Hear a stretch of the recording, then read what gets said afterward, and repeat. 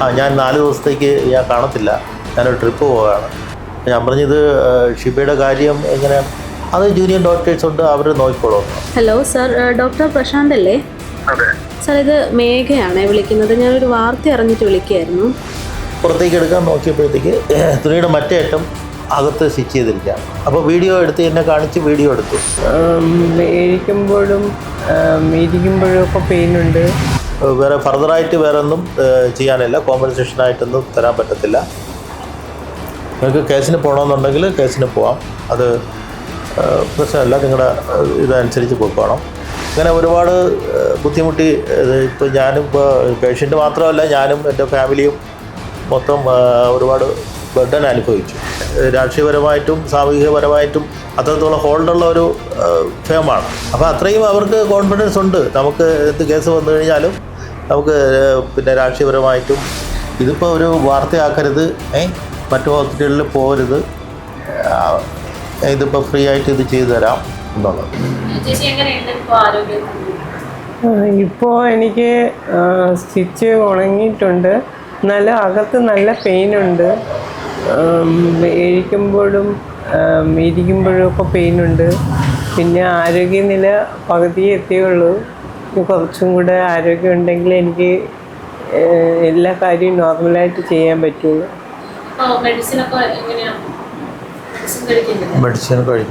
Medicine കഴിക്കുന്നുണ്ട്, ഷുഗറിൻ്റെയും പ്രഷറിൻ്റെയും കഴിക്കുന്നുണ്ട്.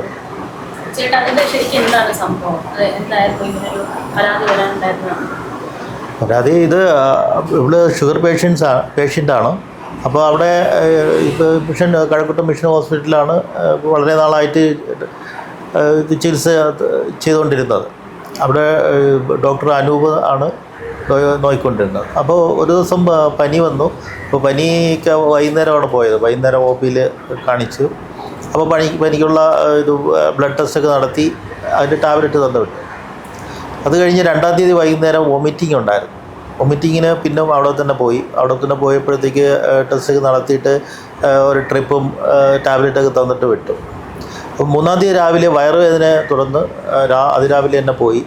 അപ്പോൾ അവിടെ പറഞ്ഞ് സ്കാൻ ചെയ്യണമെന്ന് പറഞ്ഞ് അവിടെ അഡ്മിറ്റാക്കി സ്കാൻ ചെയ്തതിന് ശേഷമാണ് എമർജൻസി ആയിട്ട് ഓപ്പറേഷൻ നടത്തണം. ഇപ്പോൾ അപ്പൻഡിക്സ് ആണ്, അത് ഫൈനൽ സ്റ്റേജാണ്, എമർജൻസി ആയിട്ട് നടത്തണം, ബ്ലഡ് വേണമെന്ന് പറഞ്ഞു. അങ്ങനെ ബ്ലഡ് എല്ലാം വെച്ച് എമർജൻസി ആയിട്ട് ഓപ്പറേഷൻ നടത്തി. അത് കഴിഞ്ഞിട്ട് 12-ാം തീയതി ഡിസ്ചാർജ് ചെയ്തു. അത് കഴിഞ്ഞ് 1-2 ദിവസങ്ങളിൽ ഡ്രസ്സിങ്ങിന് പോയിക്കൊണ്ടിരുന്നു. അപ്പോൾ 15-ാം തീയതി ആയപ്പോഴത്തേക്ക് ഇതിൻ്റെ കണ്ടീഷനൊക്കെ വളരെ മോശമായി. ഇതിന്ന് ഡ്രസ്സിങ്ങിൽ നിന്ന് ഇങ്ങനെ പിന്നെ ഡിസ്ചാർജ് വന്നുകൊണ്ടിരുന്നു, ഇങ്ങനെ പഴുപ്പും വെള്ളവും ഇങ്ങനെ വന്നുകൊണ്ടിരുന്നു. അപ്പോൾ ഡോക്ടറെ അടുത്ത് പറഞ്ഞാൽ അത് ഷുഗർ പേഷ്യൻ്റ് അല്ലേ, ചിലപ്പോൾ അത് കുറച്ച് ലേറ്റാവും, അത് കുഴപ്പമില്ല എന്ന് പറഞ്ഞു. എന്നിട്ട് 15-ാം തീയതി വൈകുന്നേരം ഇത് ഡോക്ടർ സൂട്ട്കേസുമായിട്ട് നിൽക്കുകയാണ്. അപ്പോൾ ഞാൻ ചോദിച്ചു, ഡോക്ടർ ഞാൻ 4 ദിവസത്തേക്ക് ഞാൻ കാണത്തില്ല, ഞാനൊരു ട്രിപ്പ് പോവുകയാണ്. ഞാൻ പറഞ്ഞത് ഷിബയുടെ കാര്യം എങ്ങനെയാണ്, അത് ജൂനിയർ ഡോക്ടേഴ്സ് ഉണ്ട്, അവർ നോക്കിക്കോളും എന്ന് പറഞ്ഞു. അപ്പോൾ കണ്ടീഷൻ വളരെ മോശമായത് കാരണം ഞാൻ പിന്നെ വെയിറ്റ് ചെയ്തില്ല. ഞാൻ തൊട്ടടുത്ത ദിവസം 16-ാം തീയതി തന്നെ പിന്നെ നേരത്തെ പിന്നെ ഇവിടെ കാണിച്ചിട്ടുള്ള ഡോക്ടർ ഗോവിന്ദൻസ് ഹോസ്പിറ്റലിൽ പോയി. അവിടെ പോയി അഡ്മിറ്റായി. അപ്പോൾ ഡോക്ടർ നോക്കിയിട്ട് പറഞ്ഞു, ഇത് മുറിവ് ആകെ ഇൻഫെക്ഷനായിരിക്കുകയാണ്, ഇതിപ്പോൾ ഏത് ഡോക്ടറാണ് നോക്കിയത്, ഇപ്പോൾ വളരെ കണ്ടീഷൻ വളരെ മോശമാണ് എന്നൊക്കെ പറഞ്ഞിട്ട് പിന്നെ CT സ്കാൻ എടുത്തു. അങ്ങനെ അവിടെ 10 ദിവസം അവിടെ ട്രീറ്റ് ചെയ്തു. 10 ദിവസം ട്രീറ്റ് ചെയ്തിട്ട് പിന്നെ ഡിസ്ചാർജായി. പിന്നും 2-3 ദിവസം പിന്നും ഡ്രസ്സിങ്ങിന് പോയി. എന്നിട്ടും ഈ ഡിസ്ചാർജിൻ്റെ ഒരു കുറവ് വന്നില്ല. പിന്നീടാണ് ഞാൻ എൻ്റെ ഒരു സുഹൃത്തിൻ്റെ നിർദ്ദേശപ്രകാരം പേട്ടയിലുള്ള ഒരു അക്ഷരവീതി ലൈനിലുള്ള ഒരു സുരേഷ് എന്ന് പറഞ്ഞൊരു ഡോക്ടറാണ്. അപ്പോൾ ഡോക്ടർ എന്ന് പറഞ്ഞു കഴിഞ്ഞാൽ ഈ ഷുഗർ പേഷ്യൻസിൻ്റെ സ്പെഷ്യലിസ്റ്റാണ്.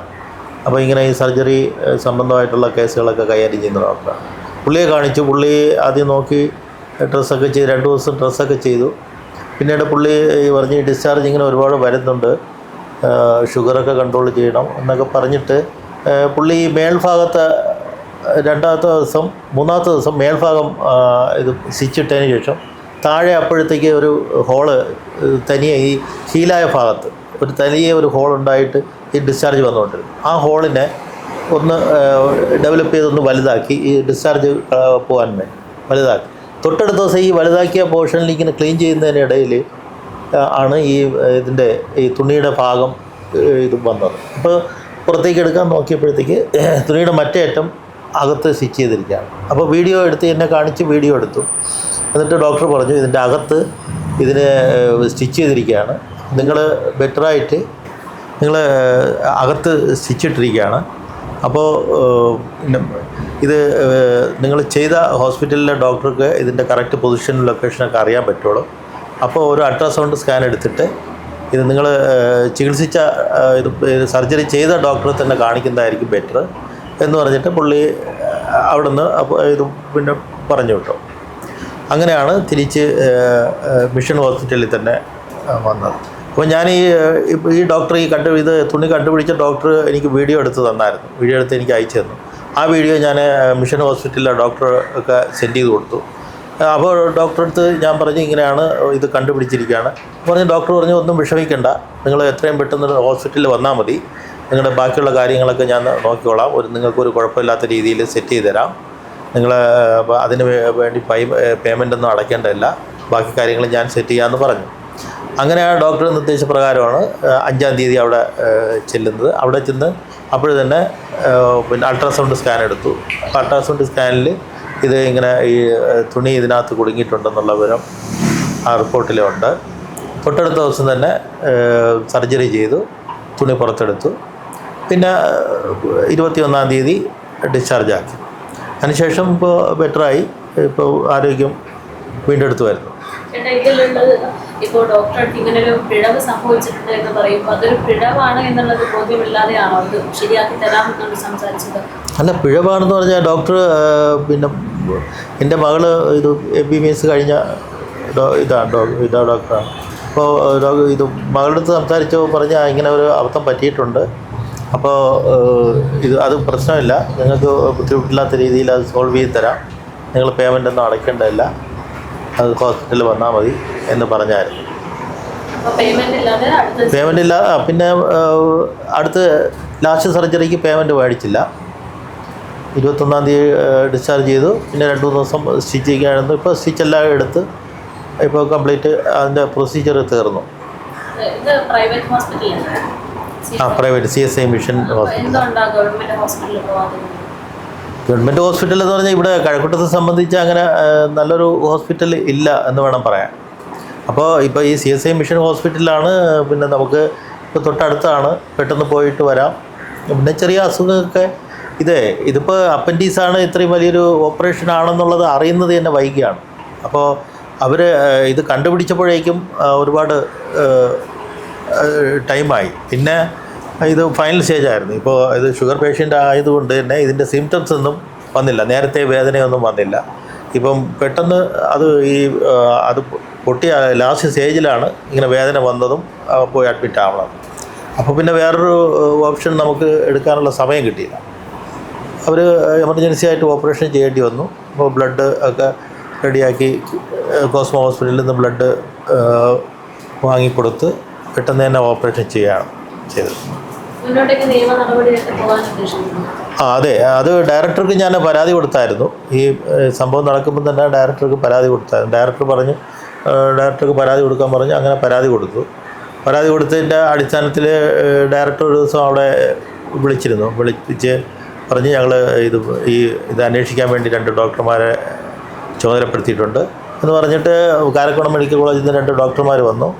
അവർ വന്ന് പിന്നെ പേഷ്യൻറ്റിൻ്റെയും എൻ്റെയും ഒക്കെ മൊഴി രേഖപ്പെടുത്തി ബാക്കി ഡീറ്റെയിൽസ് എല്ലാം പരിശോധിച്ചു.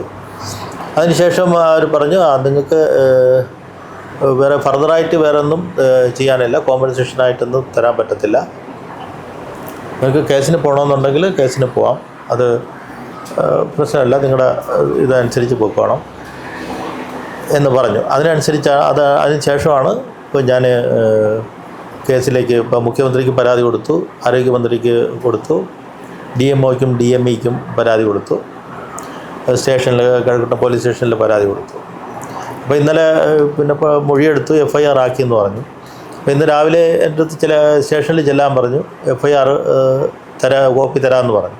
ഇപ്പോൾ രാവിലെ പോയപ്പോഴത്തേക്ക് ഒരു അരമണിക്കൂറോളം കഴിഞ്ഞിട്ട് എൻ്റെ അടുത്ത് പറഞ്ഞു ഇപ്പോൾ സൈറ്റ് ഓപ്പൺ ആവുന്നില്ല, ഉച്ചയ്ക്ക് ശേഷം വന്നു കഴിഞ്ഞാൽ ഒന്നുകൂടെ ട്രൈ ചെയ്യാം, ഉച്ചയ്ക്ക് ശേഷം വരാൻ പറഞ്ഞു.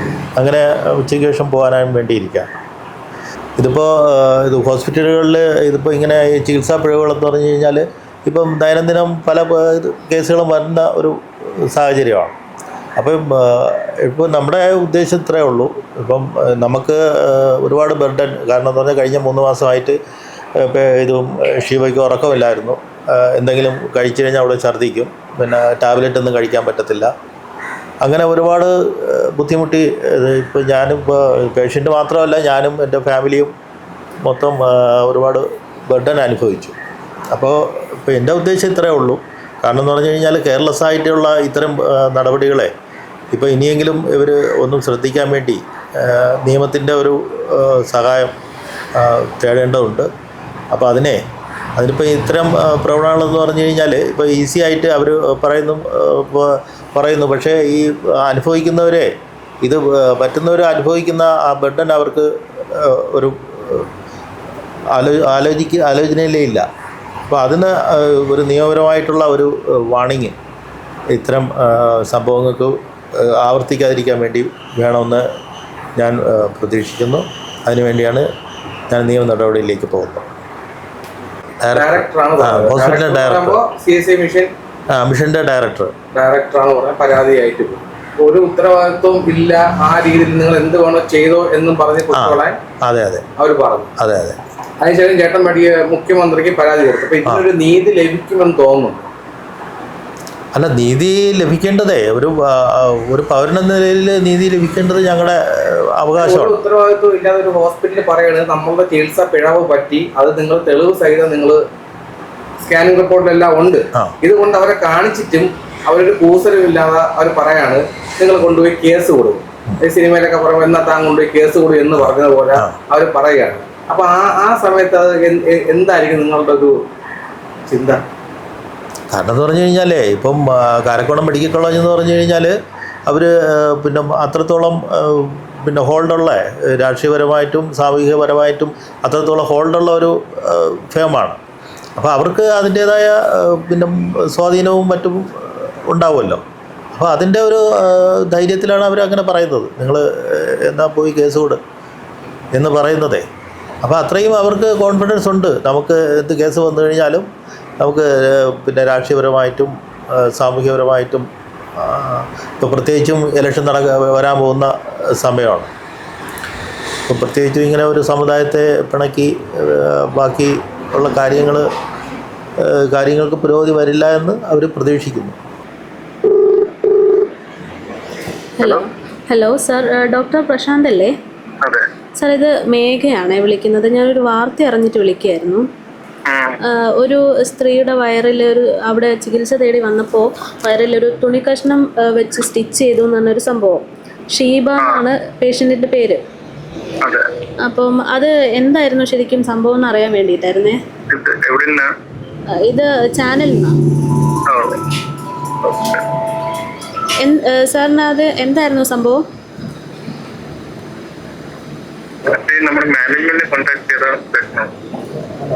മാനേജ്മെന്റ് അത് നമ്മൾ എന്തായാലും കോണ്ടാക്ട് ചെയ്യും. സാറാണ് ഇത് ചികിത്സ നടത്തിയതെന്നാണ് നമുക്ക് കിട്ടിയ റിപ്പോർട്ട്. സാറിന് എന്താണ് പറയാനുള്ളതെന്ന് അറിയാൻ വേണ്ടിയിട്ടായിരുന്നു.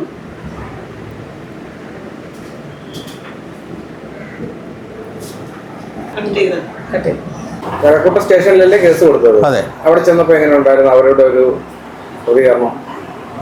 കഴക്കൂട്ടം സ്റ്റേഷനിൽ അവർ നല്ല സഹകരണമായിരുന്നു. കേസെടുത്തു. ഇന്നലെ രാവിലെ 10 മണിക്ക് ചെല്ലാൻ പറഞ്ഞു. 10 മണിക്ക് ചെന്നപ്പോഴത്തേക്ക് CI മീറ്റിങ്ങിലാണെന്ന് പറഞ്ഞു. അപ്പോൾ ഈ മിഷൻ ഹോസ്പിറ്റലിൻ്റെ ഭാഗത്തു നിന്ന് ആരും എത്തിയിട്ടില്ല.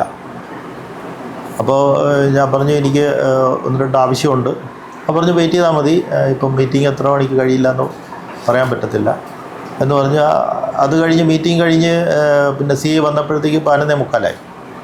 11:45 ഹോസ്പിറ്റലിൻ്റെ സൈഡിൽ നിന്ന് ആരും വന്നിട്ടില്ല. അപ്പോൾ ഞാൻ പറഞ്ഞു ഇതിപ്പോൾ എനിക്ക് പോകാനത്തെ തിരക്കുണ്ട്, അപ്പോൾ ഞാൻ വെയിറ്റ് നിങ്ങൾ ചെയ്ത് രണ്ടുപേരെ ഒരുമിച്ചല്ലേ പോലീസ് സ്റ്റേഷനിൽ വിളിപ്പിച്ചത്? അതെ 10 മണിക്കാണ് ചെല്ലാൻ പറഞ്ഞത്. നിങ്ങൾ ഹാജരായി? ഞാൻ ഹാജരായി. പക്ഷെ അവിടെ നിന്ന് വന്നില്ല. അവർ വന്നില്ല. എന്തുകൊണ്ടാണെന്ന് സ്റ്റേഷനിൽ തിരക്കിയത്? സ്റ്റേഷനിൽ തിരക്കിയപ്പോൾ പറഞ്ഞു അത് CIക്ക് മീറ്റിംഗ് ആണ്, മീറ്റിംഗ് കഴിഞ്ഞിട്ട് വരത്തുള്ളൂ എന്ന് പറഞ്ഞു. വന്നായിരുന്നു ഒരു ഹോസ്പിറ്റലിൽ? പിന്നീട് പിന്നീട് ഏകദേശം 11:50 ആയപ്പോഴത്തേക്ക് അവിടുന്ന് ഒരു ഫാദർ വന്നു. മുഖ്യമന്ത്രിയെ കണ്ടപ്പോൾ എന്തായിരുന്നു റെസ്പോൺസ്? എന്തായിരുന്നു? മുഖ്യമന്ത്രിയെ കണ്ടില്ല, ഓൺലൈനായിട്ട് പരാതി. വേറെ രാഷ്ട്രീയക്കാരെങ്കിലും കണ്ട് സംസാരിക്കുകയോ ചെയ്തിട്ടുണ്ടായിരുന്നോ? ഇല്ല, രാഷ്ട്രീയത്തിലെ മുഖ്യമന്ത്രി ഡയറക്റ്റ് കാണാൻ പറ്റിയില്ല. ഓൺലൈനിൽ പരാതി കൊടുത്തു, അതിന്റെ ഒരു അപ്ഡേറ്റും കാര്യങ്ങളും. അതെ, മുഖ്യമന്ത്രിയുടെ പരാതി പരിഹാര സെല്ലിലാണ് കംപ്ലൈൻറ്റ് രജിസ്റ്റർ ചെയ്തത്. അപ്പോൾ ഇനി ഓൺലൈനായിട്ട് അതിൻ്റെ ഫീഡ്ബാക്ക് വരുമെന്നാണ് അറിയുന്നത്. ഇപ്പോൾ ആരോഗ്യമന്ത്രിയുടെ ആരോഗ്യമന്ത്രി ഇത് റിസീവ് ചെയ്തിട്ടുണ്ട്, അത് ഉടനെ നടപടികളിലേക്ക് കിടക്കുമെന്ന് പറഞ്ഞിട്ടൊരു മെസ്സേജ് വന്നായിരുന്നു. ഇപ്പോഴും ഹോസ്പിറ്റലിലെ സ്റ്റാൻഡ് ആ പറഞ്ഞ സ്റ്റാൻഡ് തന്നെയാണോ? അതെ അതെ. അതിനുശേഷം ഇങ്ങോട്ട് വിളിക്കുക? ഇല്ല. ഡോക്ടർ പ്രശാന്തിനെ ഞാൻ ഫെബ്രുവരി 4-ാം തീയതി ഇതിൻ്റെ തുണിക്കഷ്ണം കണ്ടുപിടിച്ച ഡോക്ടർ ക്ലിപ്പെടുത്ത് അതിൻ്റെ വീഡിയോ എടുത്ത് എനിക്ക് തന്നായിരുന്നു. ആ വീഡിയോ ഞാൻ ഹോസ്പിറ്റലിൽ ഡോക്ടർ പ്രശാന്തിനെ അയച്ചു കൊടുത്തിട്ട് ഞാൻ വിളിച്ചിട്ട് ഇങ്ങനെ പറഞ്ഞു, ഇങ്ങനെ ഇത് പിന്നെ ഒരു തുണിക്കഷ്ണം ഇതിനകത്ത് പിന്നെ പെട്ടത് കണ്ടുപിടിച്ചിട്ടുണ്ട്, അപ്പോൾ അതിൻ്റെ വീഡിയോ ഡോക്ടർക്ക് അയച്ചിട്ടുണ്ട് എന്ന് പറഞ്ഞു. അപ്പോൾ അത് കഴിഞ്ഞിട്ട് ഇത് ഇങ്ങോട്ട് 2 മിസ് കോൾ ഉണ്ടോ. അപ്പോൾ അതെനിക്ക് രണ്ടും എടുക്കാൻ പറ്റിയില്ല. പിന്നെ അടുത്ത് 1:56 വിളിച്ചു. 9:06 ഞാൻ തിരിച്ചു വിളിച്ചിട്ട് 2:21 ഡോക്ടർ പിന്നെ തിരിച്ചു വിളിച്ചു.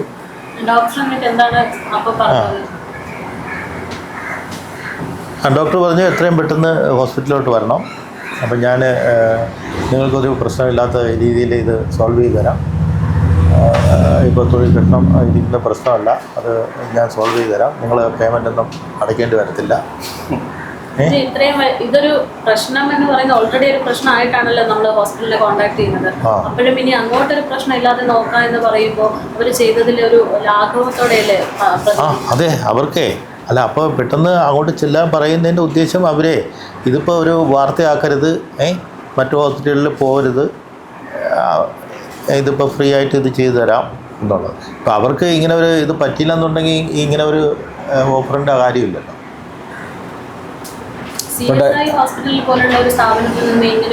പിഴവ്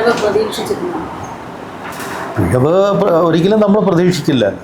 നമുക്കേ ഒരിക്കലും നമ്മൾ ഇപ്പം എന്തെങ്കിലും ഒരു അസുഖമായിട്ട് പോകുമ്പോഴത്തേക്ക് നമുക്ക് എത്രയും പെട്ടെന്ന് ഭേദമാവണമെന്നുള്ള ഒരു ഉദ്ദേശത്തോടെ. ഇപ്പോൾ ഈ കേസ് ഇതിപ്പോൾ ഇത് ഷീബയ്ക്ക് നേരത്തെയും സർജറി നടത്തിയിട്ടുണ്ട് ഇവിടെ ഗോവിന്ദൻസ് ഹോസ്പിറ്റലിൽ. സർജറി എന്ന് പറഞ്ഞാൽ മാക്സിമം ഒരു 7-8 ദിവസം, അപ്പോഴേക്കും നമ്മൾ ഡിസ്ചാർജായി ഒരു 2-3 ദിവസത്തിനകം ഇത് കംപ്ലീറ്റ് ക്യൂർ ആവും.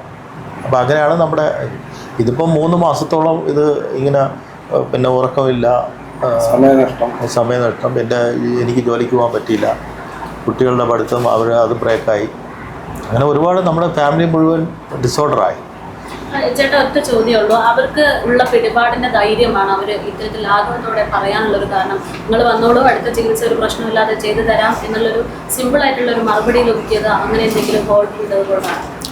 അങ്ങനെയാണ് ഇപ്പം അങ്ങനെ വിശ്വസിക്കാൻ പറ്റത്തുള്ളൂ. കാരണം എന്ന് പറഞ്ഞു കഴിഞ്ഞാൽ ഇപ്പം അവർ ഇപ്പോൾ അന്വേഷണത്തിന് 2 പേരെ ചുമതലപ്പെടുത്തി.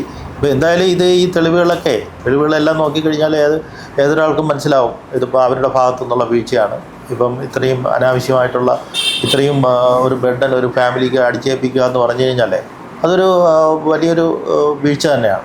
അപ്പോൾ അത് ഇത്രയും ലാഘവത്തോടെ കാണുന്നുണ്ടെങ്കിൽ അവർക്കുള്ള ഒരു കോൺഫിഡൻസ്, കാരണം അവർക്ക് സാമൂഹ്യപരമായിട്ടും രാഷ്ട്രീയപരമായിട്ടും അവരുടെ ഹോൾഡിൻ്റെ ഒരു അഹങ്കാരമാണ് ഇത്. തീർച്ചയായും അങ്ങനെയാണ് മനസ്സിലാക്കാൻ പറ്റുന്നത്.